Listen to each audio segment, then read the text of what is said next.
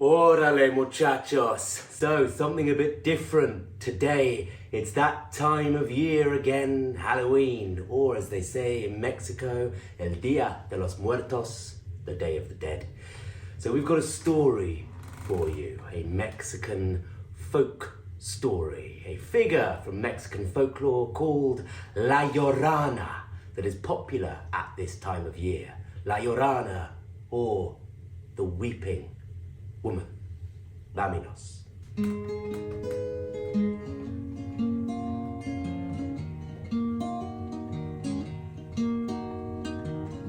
In the shadows, hide yourself away.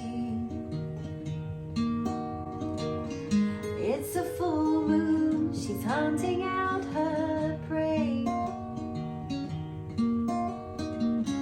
In the shadows, hide yourself away. If it's a full moon, be careful where you stray.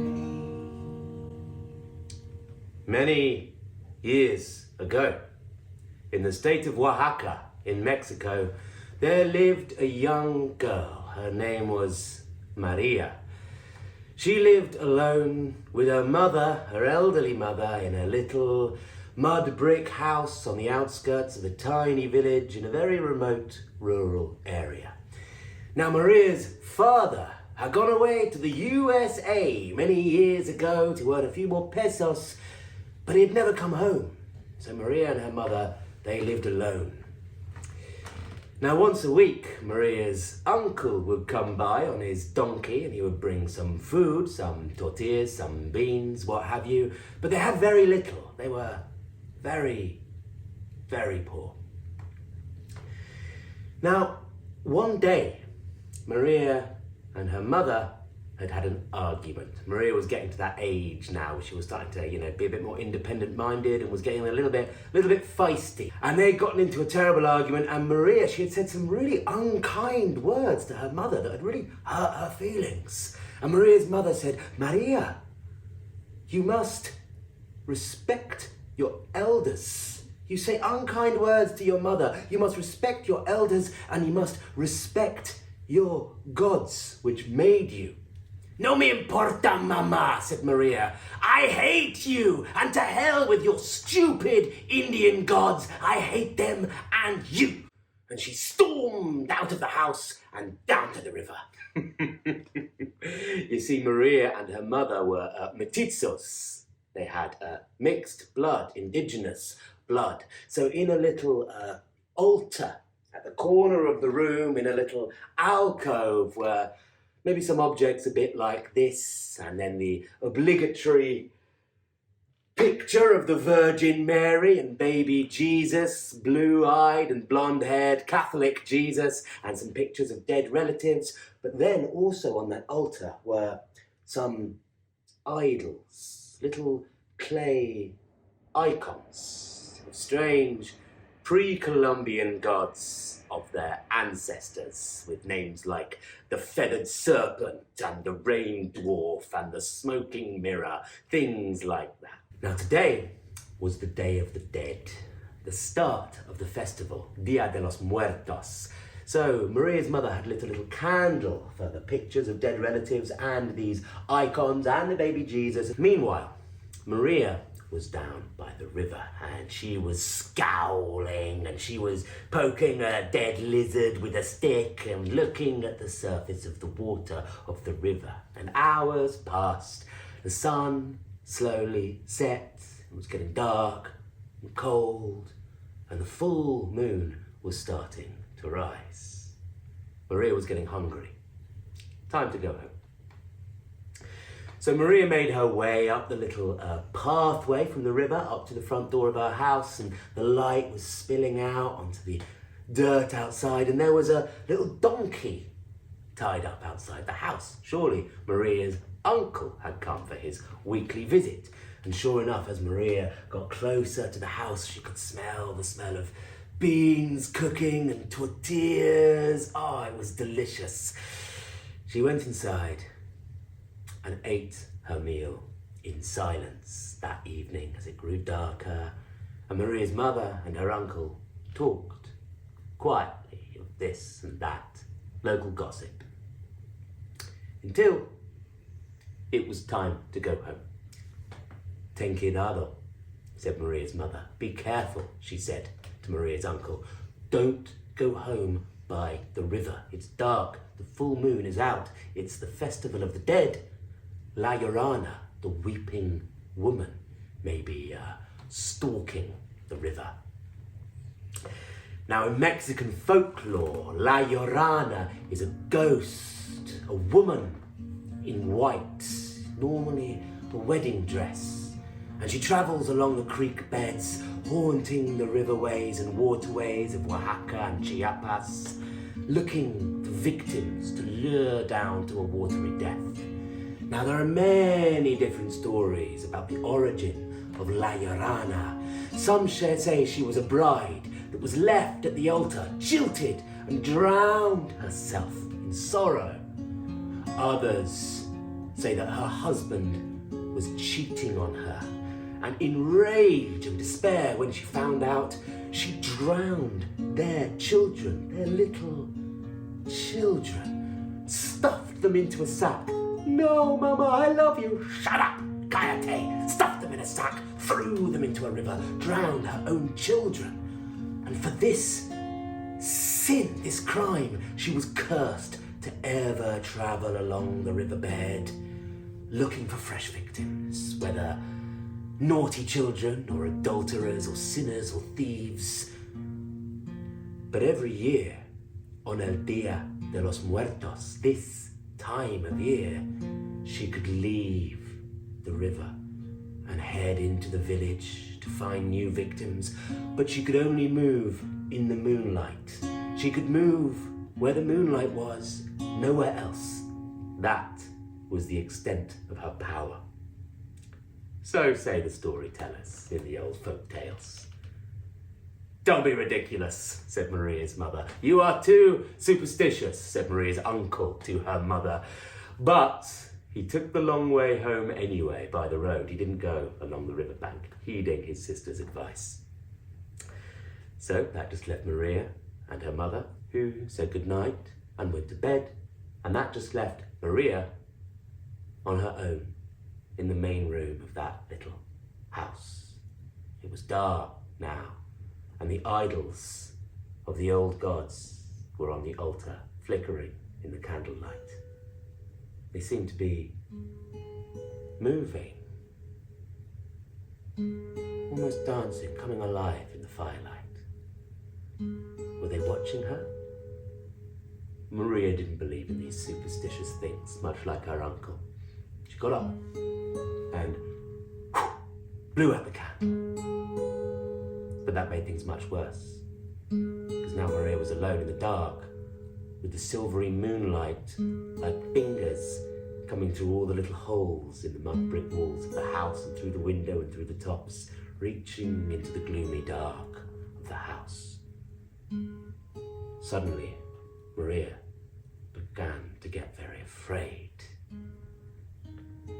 I don't believe in La Llorona, Maria said to herself.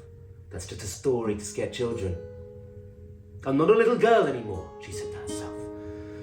And as if to prove it, she went over to the door and opened it and looked down at the river outside her house, just down there at the bottom of the slope, silvery in the moonlight. See? There's nothing there. But there was. Something was emerging from the river. It was a head with hair falling all down about it. Maria could just make out the dark shape, just a silhouette, just a shadow, but it was definitely human. A human figure, female human figure, crawling on her hands and knees out of the water onto the muddy riverbank, hair all bedraggled and falling down over her face. Crawling on her hands and knees up towards the house. Maria, Maria, come with me. Maria couldn't believe her eyes. She rubbed her eyes and opened them. She shouldn't have done that, because when she did so, the crawling figure was standing right in front of her, right in front of the threshold to her little house. It was La Llorona, the weeping woman. She was wearing a tattered wedding dress, all torn, the remnants of a veil over half her face. Maria, Maria, come with me. Her skin was green, yellowy, pale, rotting. She had no teeth or eyes, just black holes where teeth and eyes should be.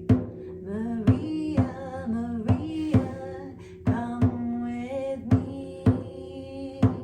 La Llorona hissed, and Maria could smell the river water and rotting flesh. And La Llorona reached out with pale, bony arms towards Maria. Maria stepped back from the threshold into the shadows of the house. Those pale arms kept coming through the silvery moonlight. But as they dipped into the shadows, they disappeared. La Llorona only had power in the moonlight. Maria was safe for now. La Llorona hissed in displeasure. Maria backed up in slow motion into the gloom. She tried to call out for her mother next door, who was sleeping, to try and help her dispel this nightmare.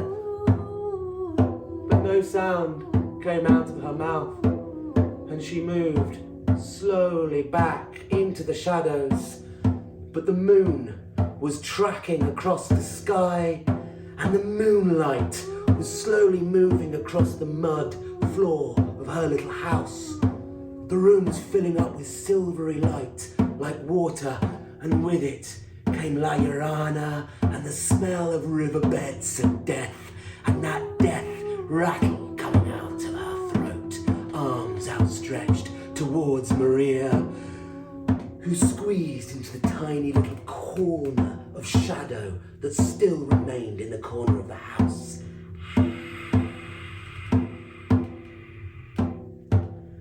La Llorona was so close to Maria, squeezed into the tiny corner of the house, that Maria could see on that tattered wedding dress hundreds of eyes.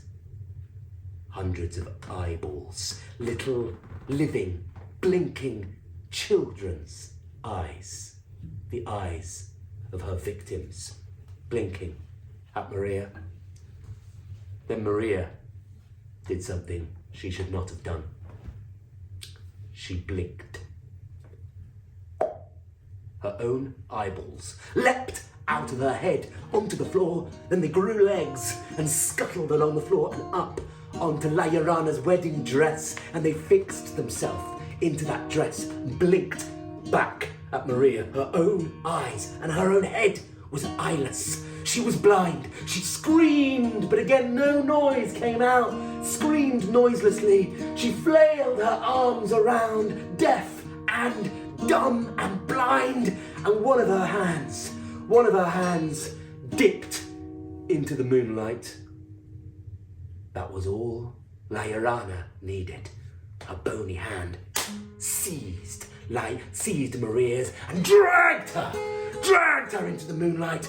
Across the floor, Maria screamed again, but there was no noise. She slithered across the floor, dragged by La Llorona, out of the house, down the bank of the hill, into the dark water, and beneath the water which swallowed her up, beneath the river,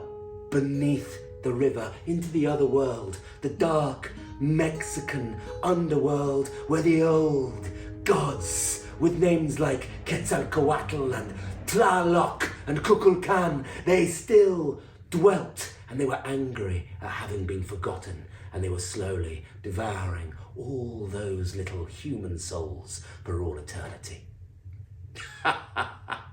Just like the good old days. Maria's mother woke up the next day, sunlight coming through the window. She called to her daughter. She wanted to make amends, her poor daughter. They'd had a falling out, but Maria had gone. She must have taken her words to heart. She must have run away, thought Maria's mother. She went looking, went calling. She began to get worried. A search party was called from the village. They searched everywhere, searched the trees, searched the forest, searched the riverbank. There was no sign of Maria, no sign of her body. They searched day after day after day. But she had gone. Eventually, they just stopped looking. Maria's mother stayed in that little house, alone, till the end of her days. She never did see little Maria again, but sometimes she would be down at the surface of the water, washing or getting water, and she would hear a voice, just faintly, as if it was coming from the water itself. The voice would say, "Mama, ayúdame, por favor. Mama." She would listen, and it was gone.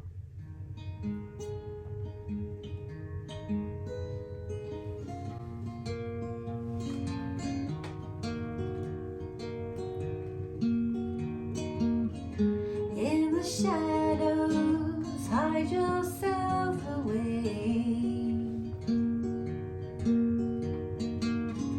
It's a full moon, she's hunting out her prey. A weeping woman on the riverbank. Keep your distance or she'll drag you in. And underwater is where you'll stay.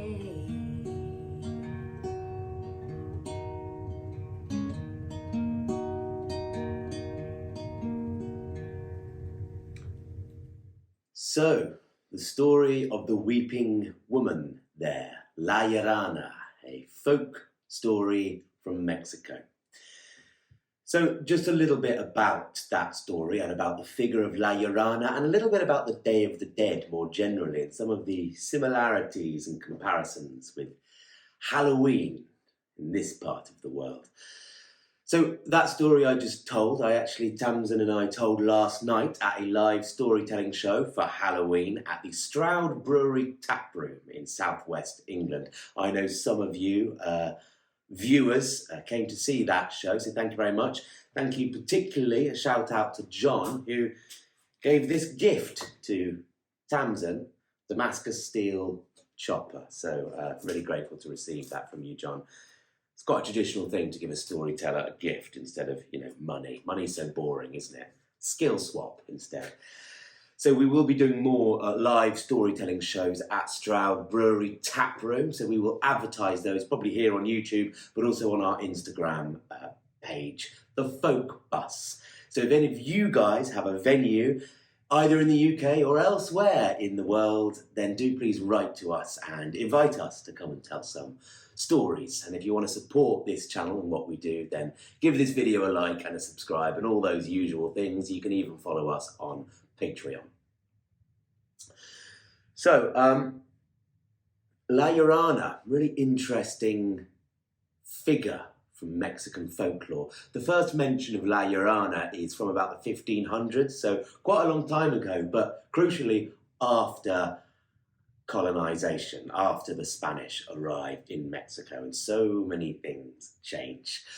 A lot of people do, as I have in this story, kind of find pre-Columbian links in Aztec mythology and folklore, but there's nothing clear-cut. It's probably a mixture, La Llorona, of Spanish folk traditions and indigenous traditions peeping through, and also sort of later, even 19th and 20th century additions. There's quite a lot of Gothic horror in La Llorona, isn't there? That was very popular in many European and American cities in the 19th century. Think about the Victorians and their love of ghost stories, Edgar Allan Poe and all of that. There's a lot of that, a lot of 19th and 20th century Gothic literary horror fiction in La Llorona, I think, isn't there? La Llorona is also often linked to La Malinche, the consort of Cortés, Hernan Cortés, and his conquistadors. In fact, she was probably instrumental in securing all his indigenous allies. You forget this small band of Europeans with their steel and their horses and their gunpowder. You know, they had the shock and wow factor. They had the superior technology, but it was actually the indigenous allies that really won it for them, really. The Aztecs were not hugely popular with lots of the other indigenous groups in what is now Mexico at the time. So La Malinche, whose name she was called Maria or Marina, she is often associated with La Llorona because she was, according to some sort of views, a traitor to her people, to the indigenous Mexican peoples, by allowing this sort of foreigner to come in. So sort of a lot of parallels with La Llorona being a traitor to her own children, and La Llorona often going after traitors and adulterers and things like that. So a bit of a link there. It's also interesting that La Malinche, you know, the consort of Cortés, gave birth to the very first mestizo, mixed Mexican, the very first Mexican, you could say, being mixed, sort of European and indigenous. So interesting that she's linked in there as well into this story. There are other indigenous Aztec elements to La Llorona's story that are sometimes mentioned. There are various Aztec wailing women, usually weeping with hunger, crawling out in the night. There are, of course, there's a Aztec mother goddess that's sometimes linked in here because she's connected to children and childbirth. There's also female Mexican goddesses of the underworld. There's also the whole realm of the underworld, of Tlaloc, the sort of rain dwarf. You see this guy all over temples in that part of the world, whether Mayan or Aztec. Tlaloc, the dwarf who controls the rains, but he's also lord of the sort of underworld, which is a watery realm. All the cenotes in Mexico, those caves going to the blue realm under the earth, which is where the dead live, but it's also in the sky. Quite a common thing in many mythologies, linking the underworld with the overworld, and they're both places of water. The water's above, the water's below, the water's where the rains come from, and this being a sort of watery underworld. So this sort of links in here with the symbology. That's why a lot of later writers and storytellers and folklorists link La Llorona's watery realm in with this sort of the pre-Columbian indigenous afterlife area. It sort of makes sense there. There's watery spirits, female watery vengeful spirits in a lot of cultures, in a lot of places throughout the world. In Celtic folklore, we might think of banshees from Ireland. These are sort of wailing spirits, sometimes associated with liminality and the water side. There's, of course, watery spirits in other European folklores, Celtic and things like that from Scottish Gaelic culture, water demons, also in Germanic folklore.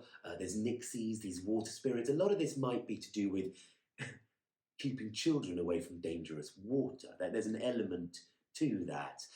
Water is also quite a feminine element as well, isn't it? With the tides and the moons and the feminine cycle and the watery realm of emotions. Water is always tied to femininity. Geoffrey, look, there's a woman, and she's emoting. Oh God, let's get out of here. But these elements in a lot of European folklore as well, including Spanish folklore before the conquistadors arrived in Mexico. So either crying, wailing women or watery spirits that will drag you down. These two things converge together in La Llorona. So a bit of a mix there, isn't it, with La Llorona? Possibly indigenous elements, Aztec and Maya elements of mythology percolating through there. No direct link that I can tell, but lots of percolating things, but also European folklore of wailing women. So those two combining there. And then, of course, developing in its own track in modernity, in Mexican culture, these Gothic folk horror elements I've already mentioned, and elements of Mexican art from the 20th century, great art from Mexico in the 20th century, all mixing in here to create this sort of more modern folk horror La Llorona, which has really taken off in the 20th century. So it's interesting because it's a bit like the Day of the Dead, bit of a syncretic festival, Day of the Dead, isn't it? A bit like our Halloween. So you've got these indigenous elements, the sort of offerings for the dead that would have taken place in pre-Columbian Mexico, but normally a different time of year, normally sort of August kind of time, normally month-long festivities, but very much in honour of the dead. And lots of those elements, like sort of maybe these might have their origin in sort of Aztec ceremonies for the dead originally, and these sort of offerings.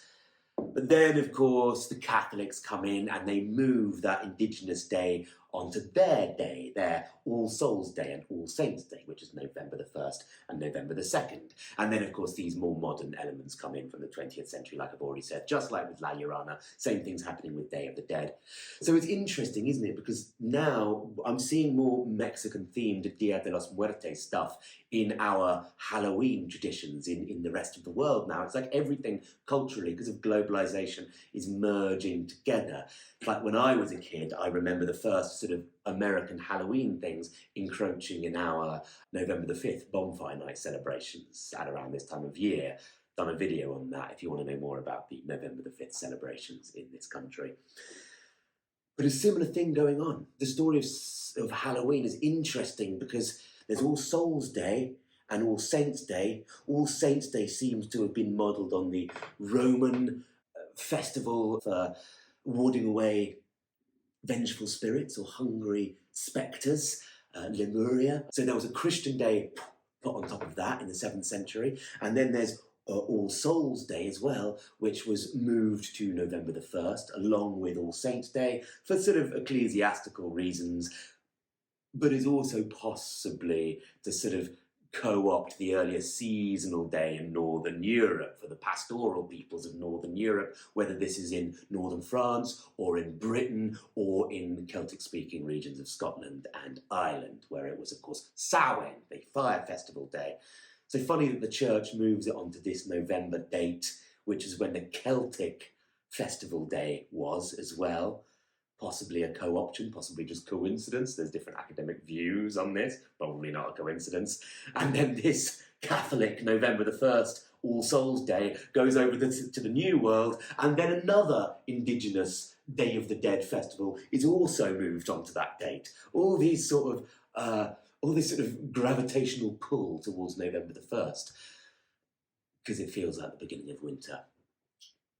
So really interesting there, the Day of the Dead. Quite a joyous occasion, really, but another syncretic one. And just funny how these sort of resonances with Celtic feast days just creeping in. Threads from Celtic Samhain over here to Catholic All Souls Day to Aztec Day of the Dead into modern El Dia de los Muertos and modern Halloween that are now sort of combining and merging with each other. You see that in Halloween today, don't you? There's a lot more of this stuff that we didn't see a few years ago. Just like a few years before that, we saw a bit more Samhain-y, European pagan-y stuff as opposed to the more corporate Halloween-y stuff. So really interesting merging of cultures there. Anyway, that's just what I like to think of.